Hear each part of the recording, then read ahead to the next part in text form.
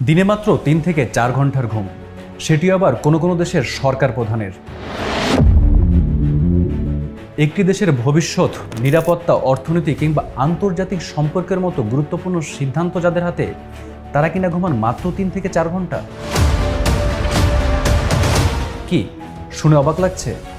শুনতে অবাক লাগলেও বিশ্বের কয়েকজন শীর্ষ রাজনৈতিক নেতার জীবনচিত্র কিন্তু ঠিক এমনই।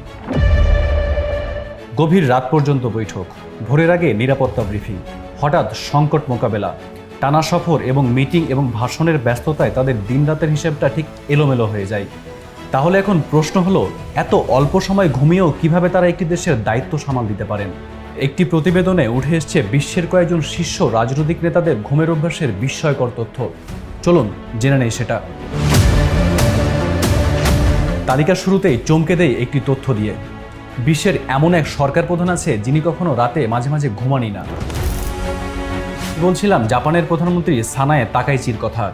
তিনি জানিয়েছেন প্রধানমন্ত্রী হওয়ার পর থেকে অনেক রাত একেবারে না ঘুমিয়ে কাটাতে হয়েছে তাকে।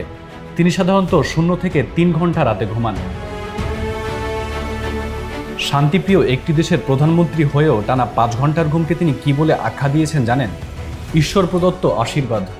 এতে গেল সানায়ে তাকাইচির কথা। এবার বলতে চাই বিশ্বের অন্যতম ক্ষমতাধর ব্যক্তি ডোনাল্ড ট্রাম্পের কথা। দীর্ঘদিন ধরে নিজেকে কম ঘুমের মানুষ হিসেবে দাবি করে আসছেন মিস্টার প্রেসিডেন্ট। তিনি দাবি করেন রাতে তিনি মাত্র 4 থেকে 5 ঘন্টা ঘুমান। ব্যবসা, যুদ্ধ, শুল্ক বাণিজ্য, ক্রিপ্টো কিংবা পরমাণু নিয়ে যে রাষ্ট্রপ্রধান এত বেশি ব্যস্ত থাকেন, তিনি 5 ঘন্টা ঘুমাবেন এটাই স্বাভাবিক। দিনের বাকিটা সময় অবশ্য তিনি কর্মব্যস্ত থাকেন। রাত 12টা কিংবা 1টা পর্যন্ত কাজ করেন, এরপরে মিস্টার প্রেসিডেন্ট ঘুমিয়ে পড়েন। ঘুম থেকে উঠেন আবার কয়টায় জানেন? ভোর 5টায়। এরপরে জানতে চাই ভারতের প্রধানমন্ত্রী নরেন্দ্র মোদীর কথা।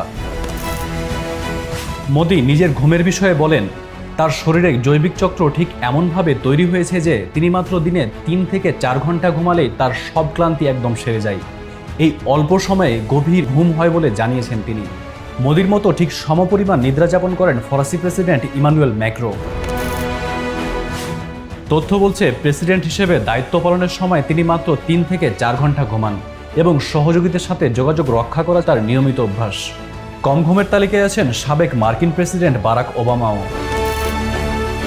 তিনি ছিলেন হোয়াইট হাউসের একজন সুপরিচিত নাইট ওল। ওবামা সাধারণত 5 ঘন্টা ঘুমাতেন। এই ঘুমের পরে তিনি হয়ে পড়তেন একদমই কর্মব্যস্ত।